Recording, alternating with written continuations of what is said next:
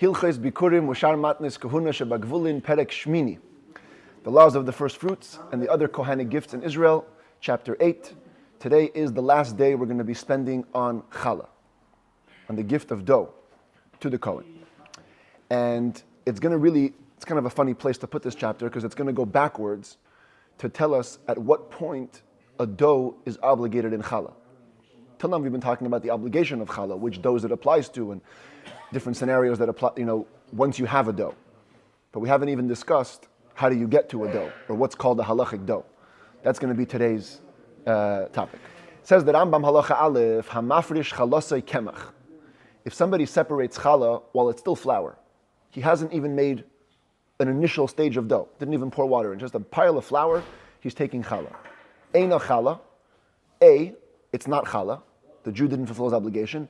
B, v'gezel b'yad kohen. If the Kohen takes it, he's stealing.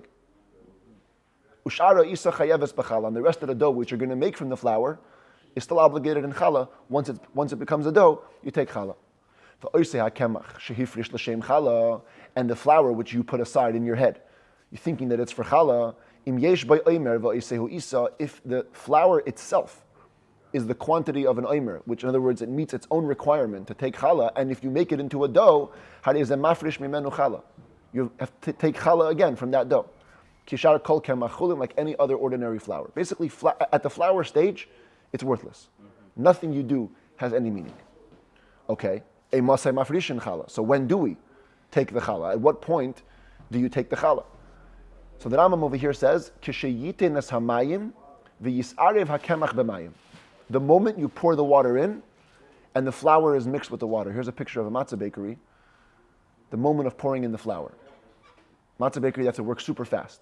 So they have the flour, it's all piled in, the guy pours in the water. The second he pours in the water, the 18 minutes count begins, right? Because it's for chametz. So the Rambam is saying, same thing for regular challah. The moment the dough mixes, the water and flour mix, mafresh hachallah mitchilas davar shenilash. You separate the challah from the beginning of the mass that you're kneading. Shenemar, because it says, reishis arisoi sechem, the beginning of your dough.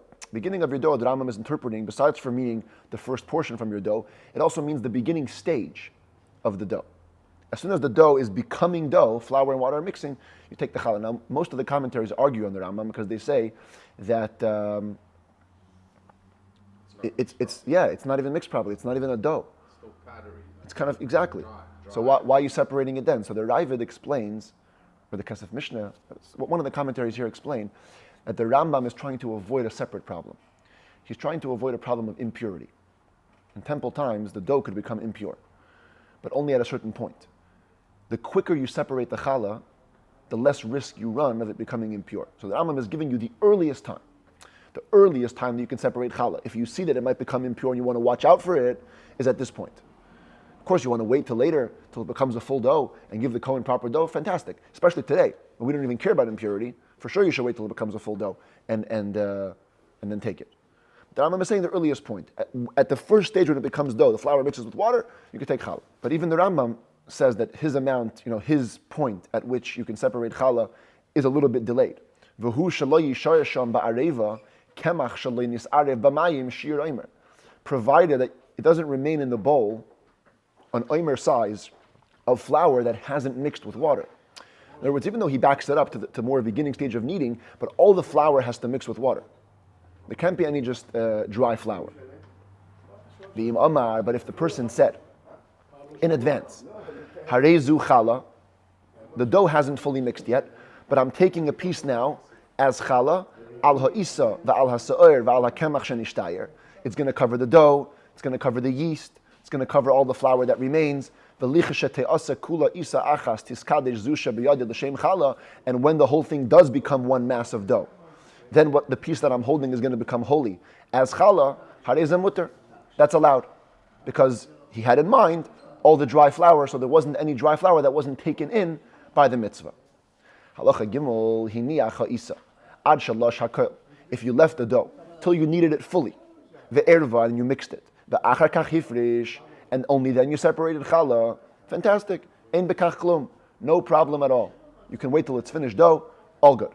You know what? Even if you missed the dough, if you didn't separate challah as it was dough, ela afa hakel, you baked the whole thing. Separate from the bread, as we explained. There's no problem. You have the chance to separate challah at any point, even after the baking. At what point does the dough become obligated in challah? There's the point at which you have to separate challah, but there's a point where the dough becomes a dough which is obligated in challah, and if you snack on it, let's say, you're going to transgress a prohibition. So the Rambam says, Mishatigalgel bechitim. If we're talking about a wheat dough, so it's when the dough becomes a ball or rolled. V'yisarev hakemach b'mayim, and the water mixes with the flour. Now there's some debate as to what the Rambam means over here. Some take the Rambam literally. The dough becomes a ball, a proper mass, as a wheat dough can become. Others say, since the Rambam adds the words v'yisarev hakemach b'mayim, that he's talking about a much earlier stage over here, when the water initially mixes with the flour. The same stage in halacha beis, the Rambam is calling it gilgul over here. Gilgul means the beginning of the rolling, when the flour and water fully mix and you're beginning to make a dough. Oi shetitamtem b'sa'orim. Or if we're talking about a barley dough, when it becomes packed. B'te'asa kula guf echad, and the whole thing becomes one mass. Because barley dough, if you ever experience with it, no matter how much you knead it, it stays crumbly. It never becomes a mass like wheat dough. So what people will do is that they would do the initial stage. You mix the water with the barley flour, you do the initial kneading, and then you actually leave it, and you pack it down with your hands, and you leave it as is. So it becomes the most massy that it could become. That's the point with the barley dough where it's obligated in challah. The oichlin arai min ha'isa, a person can eat as a snack from a dough until that point where it becomes the initial kneading with the wheat dough and the packing with the barley dough. The hakusmin kechitim, for these laws, spelt is like wheat. The shibayles shul, the hashifan kisairim, and oats and rye are in the family of barley. So they have the same laws of the initial kneading or the packing. Once you reach that point, the wheat dough has become a ball or the initial stage of kneading, and the barley dough has become packed. If somebody were to eat from the dough before taking challah, would be liable to the death penalty, the heavenly death penalty, because it's considered untithed. Therefore, if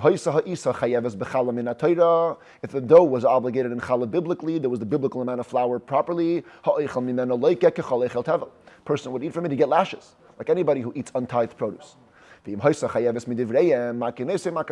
was only a dough that was obligated rabbinically, he would get rabbinic lashes, but it's a super severe time. Don't eat from the dough once it's obligated in challah. If a dough became mixed with truma, became meduma, before it reached the initial stage of kneading, ptura, it's exempt from challah, because truma is exempt from challah. Misha tizgalgel chayeves. But if the truma fell in, once the initial stage of kneading was reached, so it's obligated in challah. If the truma gets mixed into the dough, then if the dough wasn't kneaded yet properly, it's exempt. Because at the point that it becomes obligated, it's exempt. Truma is exempt. But if it was already mitgalgel, it already reached the initial stage of kneading, and then the truma fell in, so because the dough already reached the point where it was obligated in challah, so it's still obligated in challah. Same thing if you were to consecrate your dough or to declare it ownerless, before it reached the initial point of kneading, and then you reacquired it by redeeming it from the hektish or picking it up from the ownerless state, and then you kneaded it in the initial stage, or you consecrated it or declared it ownerless after it became already initially needed, and then you redeemed it or acquired it. In both these scenarios, it's obligated in challah. Why? Because at the time of the gilgul, at the time of the initial kneading, when the obligation point is reached, you had owned it. A regular person had owned it. On the other hand, if you were to declare it hektish before it became obligated, and while it was under the jurisdiction of hektish, it became initially needed, and then you bought it back, you're exempt, because the moment that it reached obligation, it was exempt. hektish, temple treasury, doesn't have to give challah. So, since you bought it back after that point, you're exempt from challah.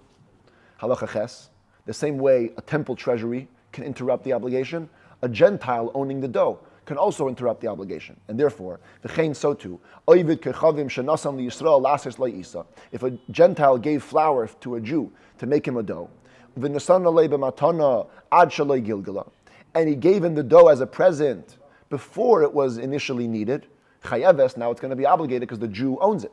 Or misha gilgala, but if the Gentile gifted it to the Jew after reaching the initial needing process, p'tura, it's exempt because it was owned by a guy when it came into obligation.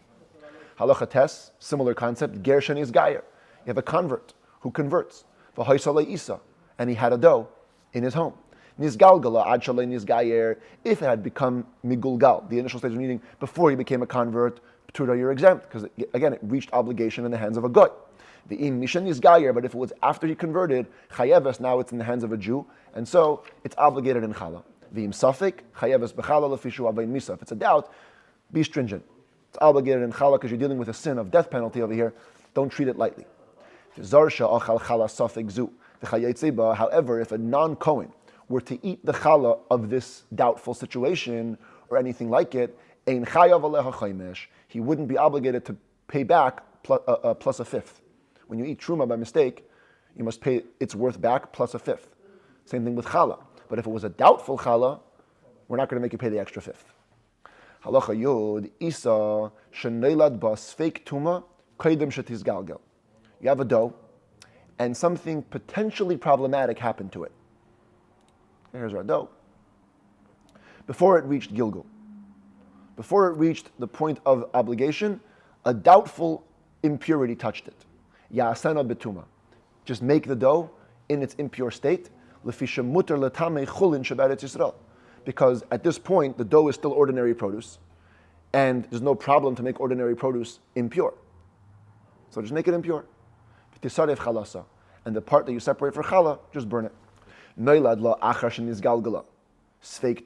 if after it reached the obligation, after the gilgul, now something doubtful touched it, that if you were certain about it, it would have made this ordinary produce totally impure biblically. Be careful, treat it as if it's pure, and conclude the dough making process in purity. Because any case where if it would have certainly touched it, it would become totally impure. The rabbis decreed that if you're dealing with a case of challah and you're in doubt about it, be careful. And you shouldn't make it impure, since they've been set aside for use ultimately as challah. And the piece of dough which you do end up separating will be doubtful, hanging in the balance. It won't be eaten, but it also cannot be burnt because it might be pure. A Jew should try his best not to make a dough in a state of impurity to begin with. Be careful and try to make you and your utensils pure. So you can separate challah in a pure state. If between you and water, meaning a kosher mikveh, there was a space of about 4 miles, if there's more than that space between you and the mikveh, then you have permission to make it an impurity and separate challah as impure, because we're not going to make you chase the mikveh down for so long. Halacha Yud Beis, ein oisim chalas am haaretz betara. If an unlearned Jew wants to make a challah dough, that means he wants to have a dough that's going to serve as challah for all future doughs, challah in advance. You can't assist him in making that dough and keeping it pure, because the high chances are that he's not going to keep the laws of purity and he's going to make it impure. Aval oisim isas chulin betara. But if it's a regular dough, it's not challah, it's isas chulin, and you're going to separate challah from it like a regular dough, that you could help an am haaretz make. Keita, what does that mean?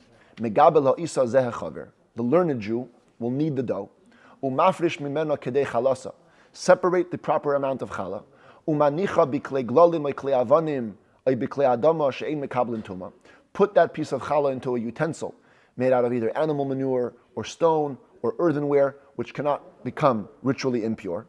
Ukeshayavay am ha'aretz, when the unlearned Jew comes to take his dough, noitel eshteya, and he takes both bowls, esa isa ve'esa chala, the dough and the chala. V'oimrim loy, and we tell the am ha'aretz, he zaher shalei tiga b'chala, don't touch the chala in this bowl. Shema tachzer letivla. If you touch it, it's all going to go back to being untithed. Now that's not true, but we tell him that just to scare him from keeping away from the challah. Why did they allow this trick? To allow the local kneaders to make a livelihood. So, this case, you can make the dough for the amaretz, set aside the challah in purity, keep it in a pure utensil, and just tell them not to touch it, and you're good. If there's a wife of a learned Jew who has a friend who's the wife of a non-learned Jew, they can sift flour together, they can sort flour together. Once the unlearned wife pours the water into the flour, no longer should she help the learned Jew's wife. Because the unlearned Jew's wife is going to make her dough in a state of impurity, she doesn't care. So the Eishes Chaver shouldn't help. If you have a baker who we know makes bread with impurity, unfortunately, we don't need a dough with him, we don't braid a dough with him. Because we don't support people who do averas. But we can take with him bread to the bakery, in other words, to the distributor, which is distributing his bread. That's fine, because once the bread is already made, we don't, it's impure, pure, it doesn't make a difference. If you're in Syria, the land outside of Israel, has a semi-Israel status, and you're buying from a baker who is unlearned. The baker tells you, hey, by the way, I separated challah, trust me. No need to take challah again out of doubt. The same way in Israel, no Jew is suspect about the 2% of the coin, they for sure give that. So in Syria, they never had suspicions on challah. Everybody took challah. If you buy bread outside of Israel from a baker, you must separate challah on your own out of doubt. We're not sure.